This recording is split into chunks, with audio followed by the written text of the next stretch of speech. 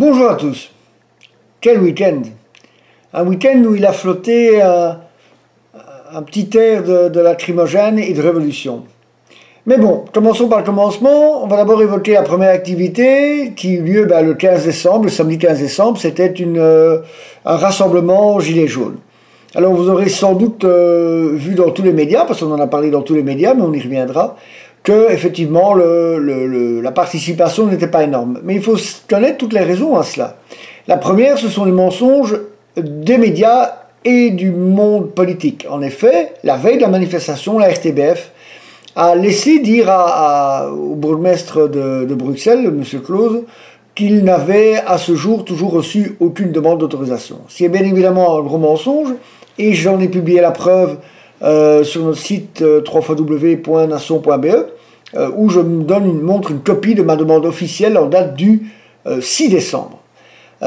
Donc évidemment, sans doute, beaucoup de gens ont cru à ça et se sont dit « Oulala, c'est de nouveau pas autorisé et il risque d'y avoir des incidents comme les autres fois et je ne compte pas venir ». La deuxième raison à cette participation assez faible, c'est bien évidemment la répression. Il faut savoir que des dizaines de personnes ont été arrêtées préventivement pour des motifs plus ou moins futiles. Troisième chose, c'est l'intimidation. Il faut savoir que alors qu'il y avait eu un accord de prix avec la police, la police s'est empressée de contrôler et de fouiller toutes les personnes qui se présentaient au centre de la place du Luxembourg. Il est bien évident qu'un certain nombre de gens qui ont vu ça ont dû faire demi-tour sans en demander plus, pour éviter de tomber dans ce qui ressemblait quand même à un piège. Autre raison, c'est la volonté de désorganiser la manifestation, volonté d'ailleurs assumée, puisque certains médias se font écho du fait que c'était une stratégie policière.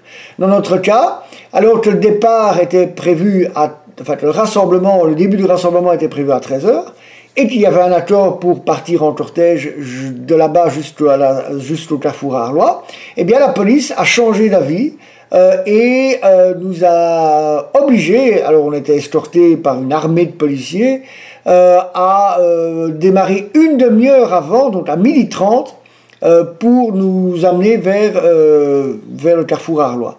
Ce qui fait que, bien évidemment, les gens sont arrivés à 13h, 13h10, 13h15, ils sont arrivés devant une place vide, mais remplie de policiers, et bien évidemment, les policiers ont oublié de leur dire où se déroulait l'autre activité. Alors, bien sûr, il faut aussi tenir compte du fait que, probablement, les arrestations massives de la semaine précédente n'ont pas encouragé beaucoup de gens à venir. En plus, il faut être franc, on est en période de Noël et de Nouvel An, enfin ça approche en tous les cas, et donc peut-être que des gens sont démobilisés à cause de cela. Quoi qu'il en soit, il faut quand même savoir que, et c'est la police elle-même qui l'affirme dans un communiqué plus tard, si on comptait toutes les personnes qui sont venues ou qui ont quand même mené quelques actions gilets jaunes tout au long de la journée, nous aurions pu être 400. Alors, plus positif par contre, évidemment, ce sont les nombreuses retombées médiatiques qui furent très intéressantes pour Nation, évidemment. Alors, Nation a été très largement évoquée. Plusieurs de nos cadres ont été interviewés et ont eu leur déclaration publiée dans la presse. Donc tout cela est très positif, d'autant plus que, évidemment, il n'y a pas eu d'incident. Alors, que les choses soient claires, beaucoup de gens parlent aujourd'hui, ça fait 3 jours maintenant, encore aujourd'hui, encore ce matin, à la RTBF et sur beaucoup de groupes Gilets jaunes, on dit que Nation a voulu récupérer ou infiltrer le mouvement des Gilets jaunes.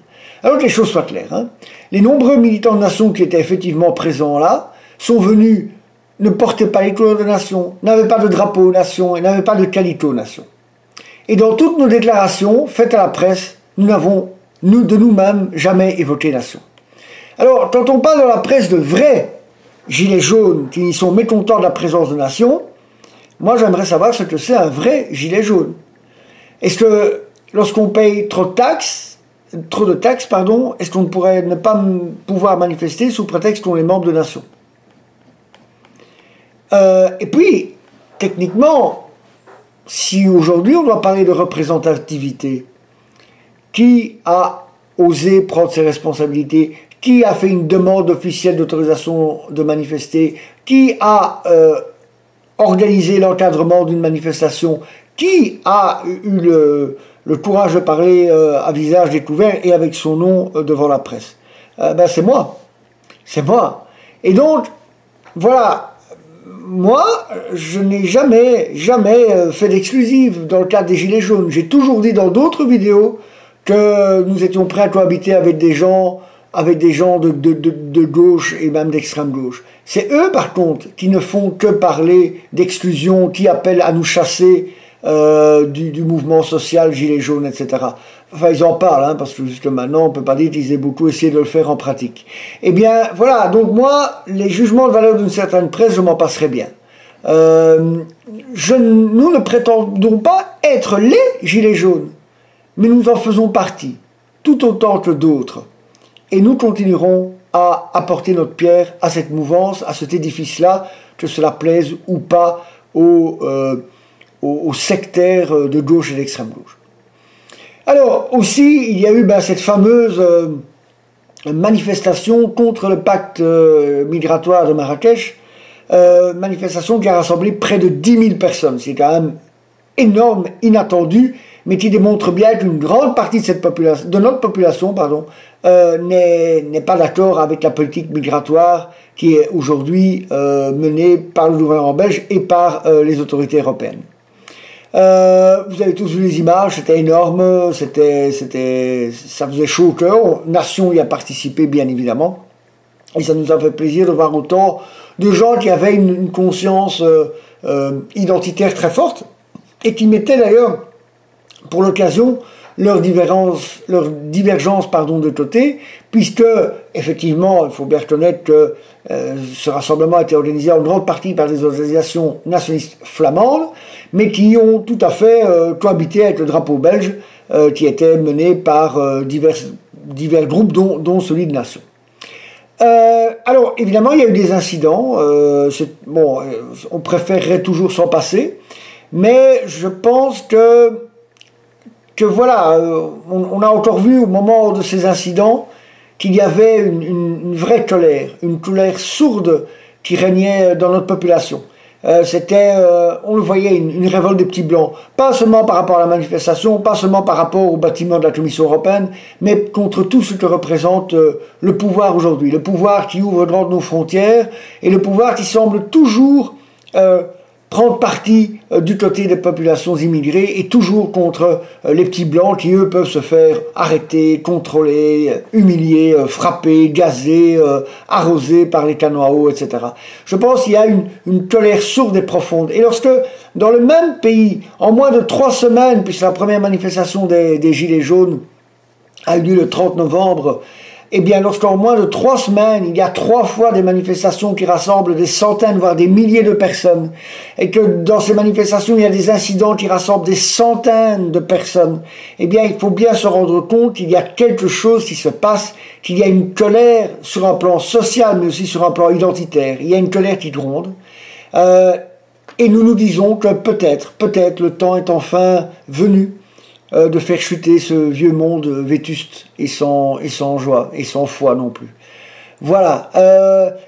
Si jamais il n'y avait plus de vidéos d'ici le nouvel an, eh bien je voulais en profiter pour vous présenter à vous, à votre famille, à vos proches, tous mes vœux au niveau de la santé, au niveau personnel, au niveau politique évidemment. Espérons que 2019 et les élections les élections qui auront lieu lors de cette année-là, eh bien, sera l'occasion pour nos idées eh bien, d'avancer profondément et qu'il y ait enfin en Belgique une force politique dans les assemblées qui représente les petits Belges. Quand je dis les petits Belges, c'est pas péjoratif, ça vient du fond du cœur. Hier, on a entendu pas mal de Belges, même si certains se sentent plus flamands que Belges, mais c'était des Belges quand même, qui criaient leur fierté, qui montraient qu'il y a quelque chose qui enfin est en train de changer dans ce pays. Eh bien, Nation est particulièrement fière d'y avoir participé toutes ces années, et je n'en doute pas, eh bien, il participera aussi dans l'avenir, dans les grandes choses qui peuvent se passer, parce que actuellement, nous vivons une époque assez surprenante et peut-être formidable. Merci, à bientôt, et je répète, joyeux Noël et bonne année à tous.